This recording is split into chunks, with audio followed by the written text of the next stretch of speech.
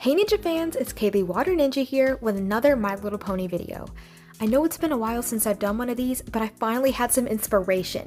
Moonlight MK commented on my Sombra backstory video, and this led me to watch it again. That's when I realized I never did a follow-up video on his redemption. So here it is. The Siege of the Crystal Empire comic has Sombra's return and his eventual change to good.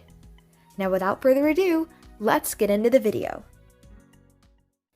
At the end of the last comic, we were left with Sombra's defeat by the two sisters.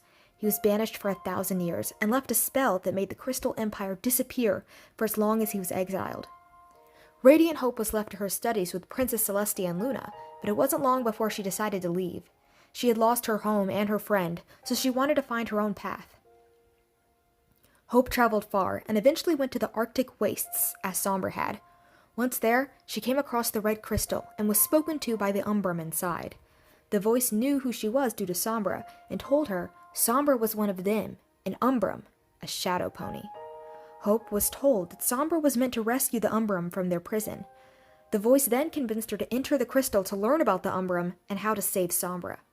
Once she arrived, she was met with the wispy and whimsical creatures inside. She recognized them as the imaginary friends she had talked about as a foal that no pony else could see. After spending centuries with them without aging, she was convinced to save Sombra. In present day, she set off to build a team to help with her cause. She recruited Flim and Flam, Iron Wheel, Lightning Dust, and Queen Chrysalis, who we will see later. Meanwhile, the main six are setting up for the Crystal Fair. We see everyone but Chrysalis at first. That is, until Applejack opens Flim and Flam's lemonade machine and finds changelings hidden inside. As Chrysalis attacks, Iron Will grabs the crystal heart. After a battle, the culprits are handled, and our heroes get the bag back from Iron Will. Unfortunately, it was switched, and Radiant Hope has the crystal heart. Chrysalis tells them the attack was meant to draw everyone away from the castle. Back to Hope. She uses her magic to enter Sombra's study under the palace throne room. She calls out to Sombra, and his spirit appears from his crooked horn. Sombra is clearly upset and thinks Hope is there to finish the job, but instead, she uses her magic to return him to a physical form. He immediately looks ready to get back to causing mayhem, while she is left surprised. Hope starts telling Sombra about her positive experience with the Umbrum and how he is meant to be their champion. He ends up asking her about the Crystal Heart, and once he finds out she has it, leaves for the surface to start exacting revenge. He releases the villains from the cages, and a battle ensues once more. This time, the main six are captured. The villains think they have won when Celestia and Luna arrive. However, before they can do anything, Hope intervenes and tells them not to hurt Sombra, which gives him a chance to turn them to stone. Hope convinces Sombra to not turn Twilight into stone as well, and to instead focus on releasing the Umbrum. He agrees, but this idea worries Chrysalis. She explains how the Umbrum are cruel and unfeeling. With them in Equestria, there will only be despair, which the changelings can't feed on. However, Sombra and Hope don't listen. Eventually, Hope is alone in the throne room and Cadence approaches.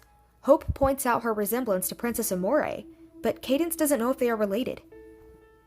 She then tries to convince Hope the Umbrum are bad, but she won't listen, so Cadence asks if she can meet them herself. Hope agrees and teleports them to the Arctic wastes. Once they enter the crystal, Rabia approaches them. She is wary of Cadence and tells her not to use her magic. Cadence agrees. However, later she uses her magic to light up a dark room, and it reveals the Umbrum's true monstrous form. They quickly drop the act and make it clear how they had been manipulating Hope. Rabia complains about Cadence using Amore's love magic, which is the only thing that can reveal their true form. Interesting. How does Cadence have Amore's love magic? This is the second reference for Amore's possible relation to Cadence, so she might just be her mother. But anyway, Rabia explains how the Umbrum locked Sombra's darkness away in him and made him look and seem like a pony so he could pass through the crystal. The Umbrum then start to chase Cadence and Hope, but they manage to escape and teleport back to Sombra's study. Hope pleads with him to not let the Umbrum out. He then reveals he had the opportunity to let them out before, but hadn't because he was worried that the Umbrum really were good and he was the only real monster. Just then, the main six barge in, and Twilight blasts her magic at him. Radiant Hope jumps in the way and takes the blow, which enrages Sombra. At that moment, he releases the Umbrum upon the Empire. In the final act, we time skip to a trial with Twilight and Cadence. The Umbrum have taken over, and Rabia is trying to find out where the rest of Twilight's friends are. She threatens to turn Shining Armor to stone, so Cadence tells him they are in Canterine. However, Rabia turns him to stone anyway, and Sombra prepares to turn Twilight and Cadence to stone as well. Before he does, he goes up to Hope first. She's staring out the window looking defeated. Sombra continues to explain his plans to conquer Equestria, which only upsets her further. She outbursts, saying she finally accepts that he is a monster like everyone said. Sombra looks upset and tries to explain by revealing what he saw that day they looked into the Crystal Heart. He explained how he saw the monster he would become. Sombra felt he was born to be a monster and couldn't change the future the heart showed him. Radiant Hope counters this by bringing up what she saw, which is herself as a princess. She explains how that future never came to pass because she chose him instead of her training. This proves that the future shown in the heart isn't set in stone. She ends by telling him they should forge their own destinies together. Later, Sombra is about to turn Twilight and Cadence to stone when Hope says they should destroy the Crystal Heart instead. She points out that it's the only weapon that can lock the Umbrum up again. Rabia readily agrees, and Sombra takes the heart to break it. As he looks at it, he reminisces on the last time he looked into it and saw a monster. Now, he just sees his reflection. Sombra suddenly puts the Crystal Heart back where it belongs, causing the Umbrum to be locked away again. Unfortunately, as the Umbrum disappear, so does Sombra. As he disappears, he thanks Hope and talks about how he finally gets to see the Crystal Fair after 1,000 years. He says it's beautiful. Hope realizes what is going on and starts trying to stop him from disappearing. As she does, the 4 princesses join her and transform Sombra into a real unicorn. Celestia says he has another chance to decide what kind of pony he wants to be. Sombra decides he wants to start his new path by forgiving Amore and bringing her back. He explains how if they collect the fragments of her statue he shattered, they can put her back together. The story ends with Sombra and Radiant Hope heading out to do just that. In the end, we learned how a good friend can see past your looks and family and see the goodness you have inside.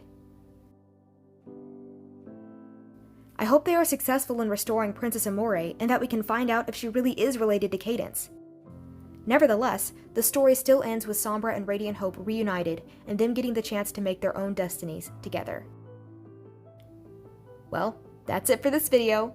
Please like and subscribe and have a great rest of your day. Ninja, go!